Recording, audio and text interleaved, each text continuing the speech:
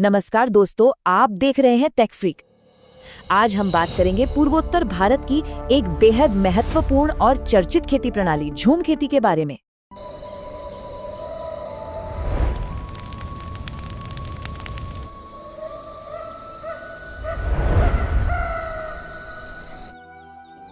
पूर्वोत्तर भारत के राज्य जैसे नागालैंड, मिजोरम, मेघालय, त्रिपुरा, मणिपुर और अरुणाचल प्रदेश में यह खेती सदियों से की जाती रही है।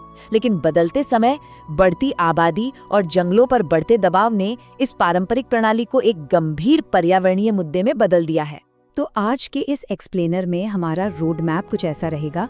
पहले हम समझेंगे कि झूम खेती आखिर है क्या, इससे जुड़ी परंपराएं क्या हैं, और फिर देखेंगे कि इसका जंगलों, मिट्टी और जंगली जानवरों पर क्या असर होता है।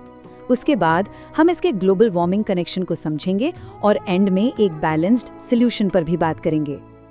सबसे पहले सिंपल वर्ड्स में समझते हैं।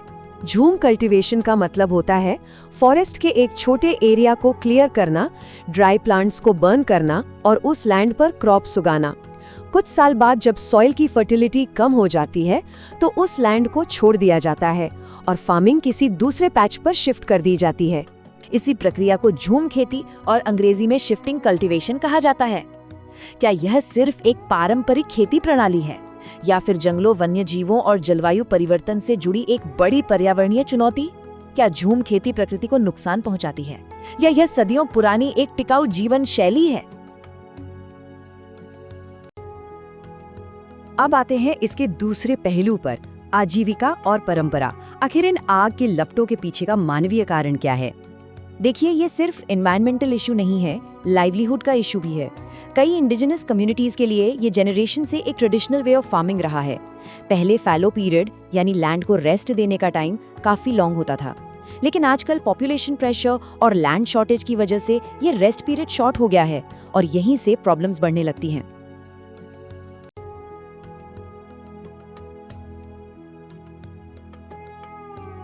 तो आइए अब तीसरे हिस्से पर चलते हैं और देखते हैं कि इस छोटे रेस्ट पीरियड का हमारे जंगलों और मिट्टी पर तुरंत क्या नुकसान होता है।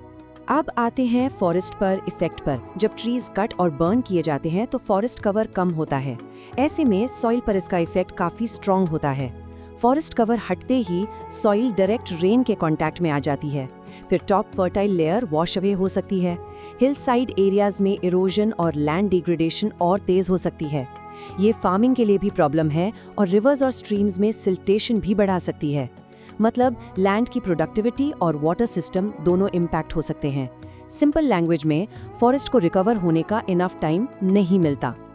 आगे बढ़ते हैं चौथे सेक्शन की तरफ, वन्य जीव और जैव विविधता। देखते हैं कि इस पूरी प्रक्रिया से हमारा रीजनल इकोसिस्टम कैसे डगमगा जाता है। फॉरेस्ट सिर्फ ट्रीज का कलेक्शन नहीं होता, वहाँ बर्ड्स, इंसेक्ट्स, मैमल्स, रेप्टाइल्स और काउंटलेस स्मॉल क्रीचर्स रहते हैं। जब एक पैच बर्न होता है तो उनका घर डिस्टर्ब हो जाता है। कुछ एनिमल्स निकल जाते हैं, लेकिन कुछ को फूड और शेल्टर दोनों लूज करना पड़ता है। नॉर्थ ईस्ट इंडिया में हुई स्टडीज दिखाती हैं कि वाइल्ड लाइफ का रिस्पॉन्स इस बात पर डिपेंड करता है कि फैलो की एज क्या है, और कुछ पुराने फैलो एरियाज अभी भी यूजफुल हैबिटेट रिकवरी को अच्छे से सपोर्ट कर सकते हैं। जानवरों के साथ साथ प्लांट्स और बायोडाइवर्सिटी पर भी असर पड़ता है। बर्निंग से कई नेटिव प्लांट्स डिस्ट्रॉय हो जाते हैं। अगर लॉन्ग गैप दिया जाए तो फॉरेस्ट नेचुरली रिकवर कर सकता है, लेकिन इस शॉर्ट साइकिल में प्लांट डाइवर्सिटी वीक हो सकती है। रिपीटेड साइकिल से फॉरेस्ट का पूरा स्ट्रक्चर चेंज हो जाता है। इसलिए जूम लैंडस्केप्स में बैलेंस बनाए रखना बहुत इंपॉर्टेंट है।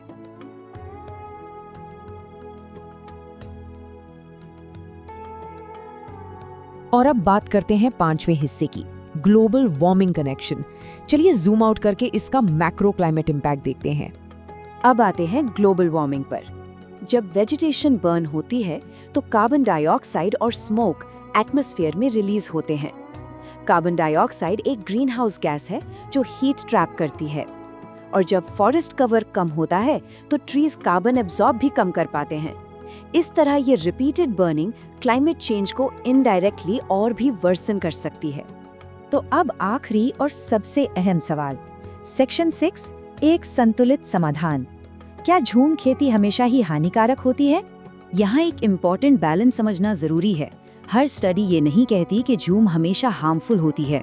कुछ रिसर्च के मुताबिक अगर फैलो साइकिल लॉन्ग हो और लैंडस्केप वेल मैनेज्ड हो तो झूम बायोडाइवर्सिटी और लोकल लाइवलीहुड्स को सपोर्ट भी कर सकती है।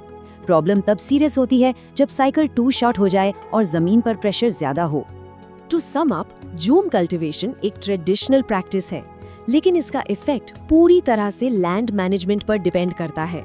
अगर रिकवरी टाइम इनफ हो तो डैमेज कम हो सकता है, लेकिन अगर फॉरेस्ट्स बार बार बर्न हो तो सॉइल वीक होती है, वाइल्ड लाइफ डिस्टर्ब होते हैं, प्लांट्स रिड्यूस होते हैं और कार्बन एमिशंस क्लाइमेट चेंज को सपोर्ट करते हैं। इसलिए सोल्यूशन सिंपल बनाने के बजाय बैलेंस्ड होना चाहिए। ट्रेडिशन को समझो, नेचर को प्रोटेक्ट करो और सस्टेनेबल ऑल्टरनेटिव्स को सपोर्ट करो। तो जाते जाते ये सवाल सोचने वाला है, क्या हम इंडिजिनस ट्रेडिशंस और ग्लोबल एनवायरनमेंट दोनों को एक साथ बचाने का कोई रास्ता निकाल सकते हैं? आज हमारे साथ इस सफर में जुड़ने के लिए बहुत बहुत धन्यवाद। अगर आपको भी हमारी तरह प्रकृति और वन्य जीवों से लगाव है तो हमारे चैनल को सब्सक्राइब करें और इस सफर में हमारे साथ जुड़ें। इस खूबसूरत यात्रा को आगे बढ़ाने के लिए नीचे दिए गए सब्सक्राइब बटन को जरूर दबाएं और जुड़े रहें। याद रखें, प्रकृति की रक्षा ही हमारे भविष्य की सुरक्षा है।